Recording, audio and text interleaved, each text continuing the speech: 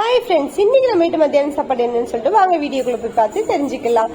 வெண்டைக்காய் தேங்காய் பால் ஊற்றி ஆக்குனது, அதுக்கப்புறமாட்டிக்கு கேரட் இருக்கு பார்த்தீங்களா, கேரட் தேங்காய் பூ போட்டு செஞ்சேன் அந்த சாப்பாடு. அதுக்கப்புறமாட்டிக்கு அதாவது சாப்பாடுக்கு தேவையான எத்தனை கரண்டி அப்படிங்கிறது பிளேட் 2 எடுத்து வச்சாச்சு.